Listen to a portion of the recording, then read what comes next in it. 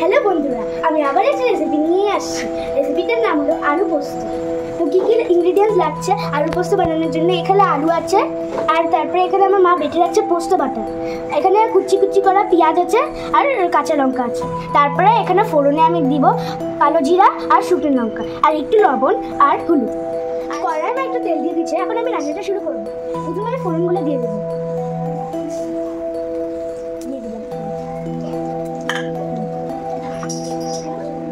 এখন আমি পেঁয়াজ কুচিগুলো দিয়ে দেবো।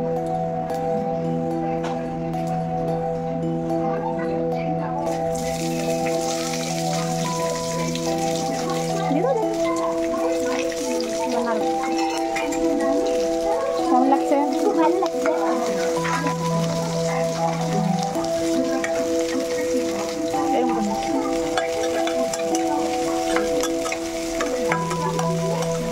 হালকা লাল হয়ে গেছে। এখন আমি আলুগুলো দিয়ে দেবো।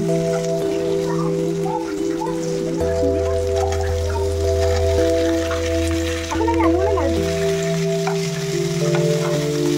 আলুগুলো ভেজে নেব।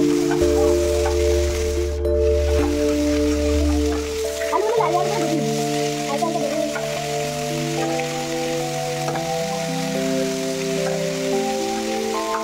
এখন আমি নুন দিয়ে দেবো। আর একটু ভালো লাগবে। তারপর আমরা পোস্তটা দিয়ে দেবো।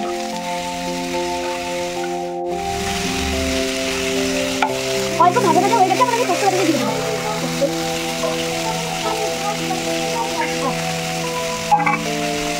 নাড়াই নেব।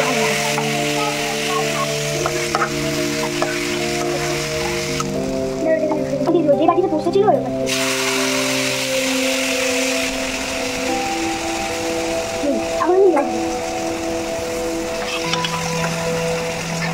আলু আর পোস্তটা একটু ভাজা ভাজা হয়ে গেছে। এখন আমি আলুটা জল দিয়ে ঢাকা দিয়ে রেখে দেবো। আলুটা তখন সিদ্ধ হয়ে যাবে। ঢেকে দিয়ে ঢাকা দিয়ে দেবো। এখন আমি ঢাকা দিয়ে দেবো। আঁচটা কমে। আঁচটা এখন একটু কমে দেবো। তুমি কি বানালে? আলু পোস্ত। কেমন লাগলো বানিয়ে? ভালো লাগলো। এখন আমি আলুগুলো দেখি। হ্যাঁ, সিদ্ধ হয়ে গেছে। তো এখন আমি কাঁচা লঙ্কা দিয়ে দেবো আর তেল দিয়ে দেবো। কি তেল দিচ্ছ এটা? এটা সর্ষের তেল, কাঁচা তেল। যাতে গন্ধটা ভালো হয়। তো হয়ে গেছে, তৈরি হয়ে গেছে আমাদের আলু পোস্ত। যারা যারা ভালো লাগে আলু পোস্ত খেতে প্লিজ কমেন্ট করবা আর লাইক শেয়ারও করবা। টাটা করে দাও।